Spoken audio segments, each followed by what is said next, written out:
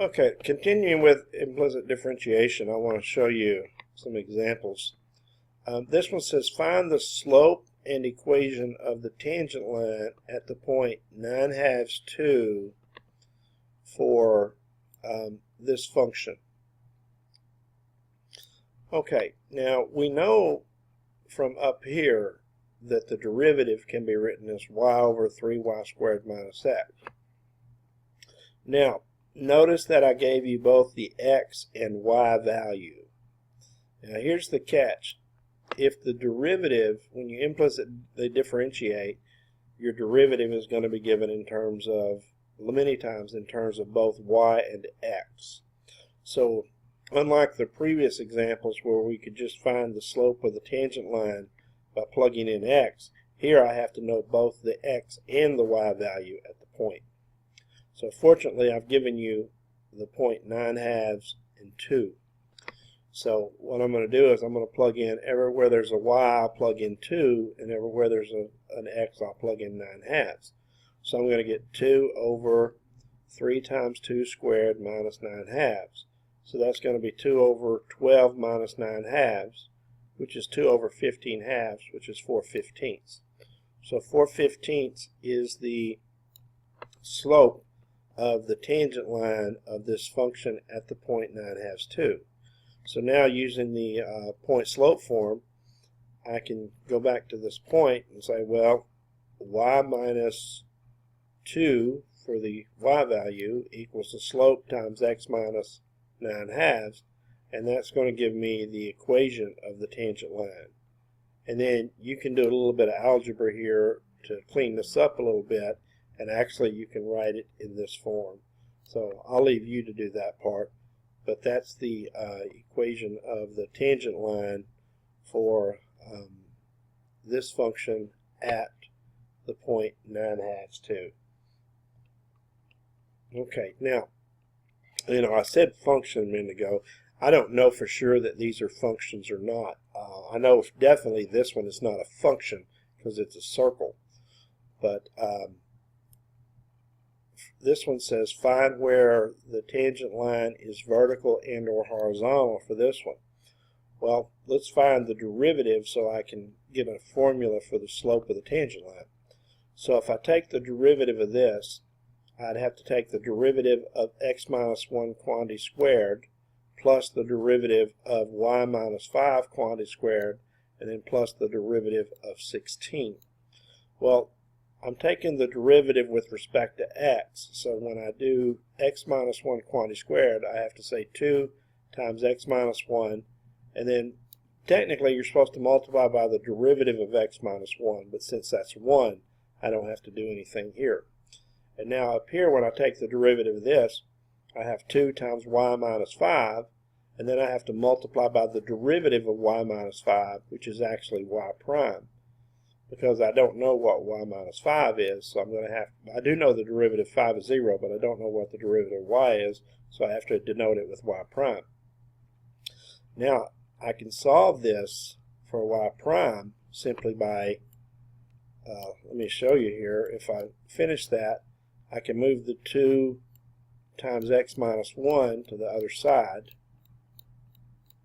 and of course that will become minus, right, 2 times x minus 1. And then when that's gone, then I'll divide by 2 times y minus 5 to isolate the y prime.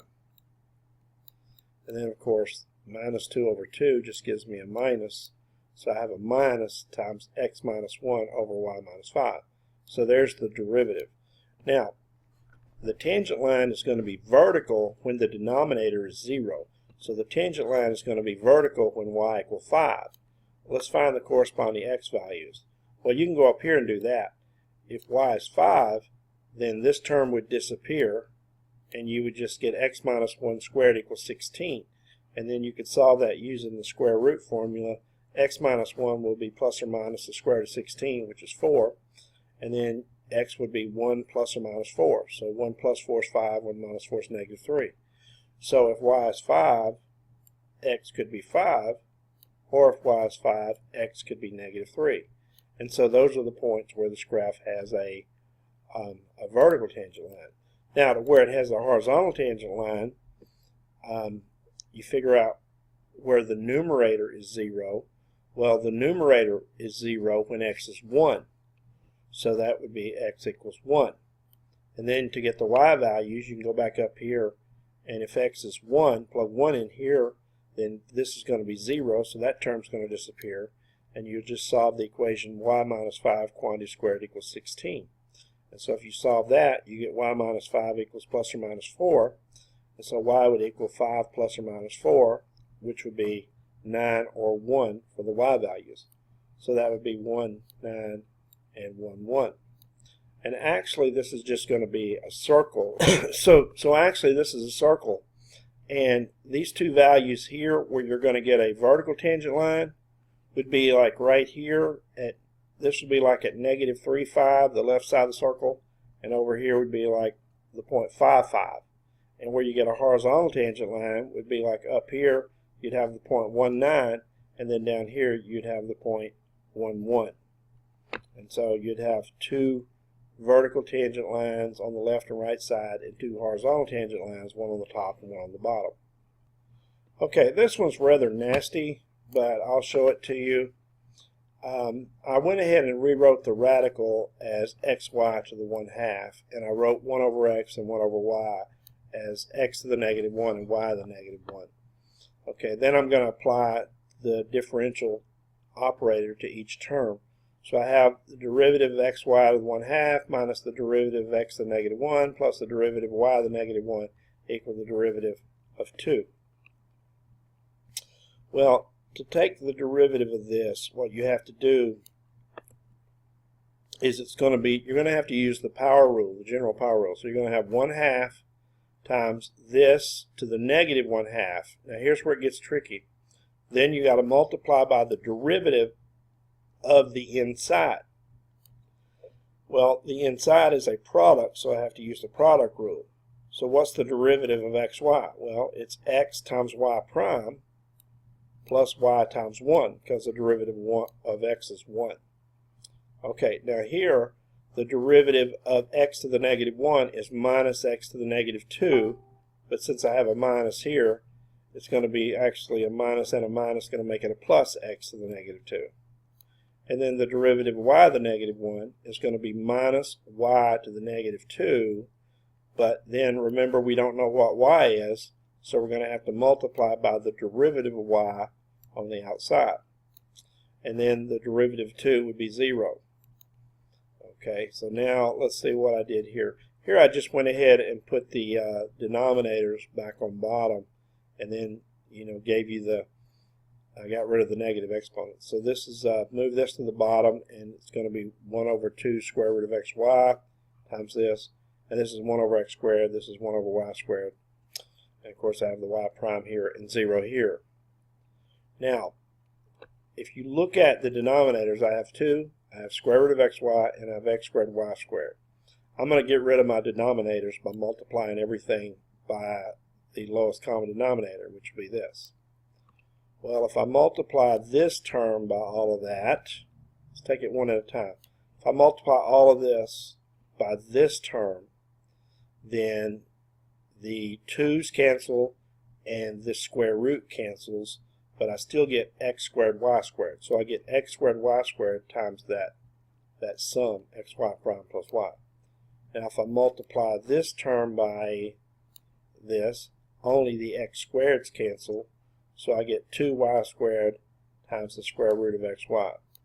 If I multiply this term times that, the y squareds cancel, so I get 2y squared. I get 2x squared, excuse me, the y squareds cancel. So I get 2x squared times the square root of xy, and then of course I still have the y prime. Now, let's go ahead and distribute here. Here I have x squared y squared times xy prime. If I distribute that, that's going to give me x cubed y squared y prime. If I distribute here, I'm going to have x squared y cubed. And then I think that's all I'm going to do in that step.